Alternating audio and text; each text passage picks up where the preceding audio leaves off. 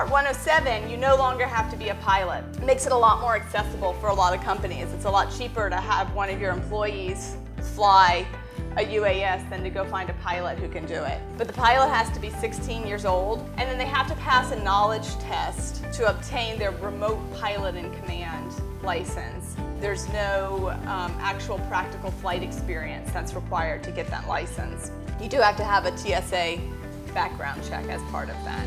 You can only fly under the Part 107 if the aircraft is less than 55 pounds. So if you've got one of the larger drones that's picking up heavier things, the 107 isn't an option for you, and you'd still have to stay under the Section 333. You still need the remote pilot in command and the visual observer. However, there are exceptions now with the Part 107 where you are allowed to pass out of sight for momentary purposes. So if you're inspecting the top of a building and there's a structure on the top of the building and you have to go around it, that's fine.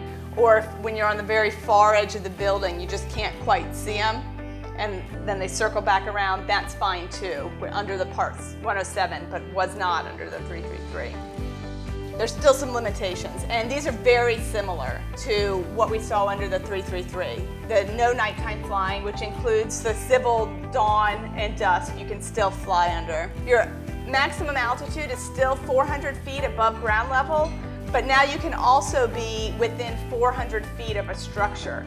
So if you're inspecting the top of a building or a tower, you can be higher than 400 feet above ground level as long as you're still within 400 feet of that structure. Your maximum speed is still 100, and you can't fly over people who aren't participants. You can't fly under a covered structure. So they want to be able to maintain that GPS link. Now the difference between these limitations and those 333s is that you can request waivers where you just ask, hey, I've got this reason I want to fly it at night. Can I have permission, past the civil dusk? The FAA recommends that you do that 90 days prior to when you're going to need it. That can be hard to do. That can be a little bit difficult to know 90 days in advance. There's a backlog now with approving those, so sometimes 90 days isn't even long enough. And then you've got to really specify what regulation it is that you want authorization to be exempted from, or if there's an airspace requirement that you want to be exempted from.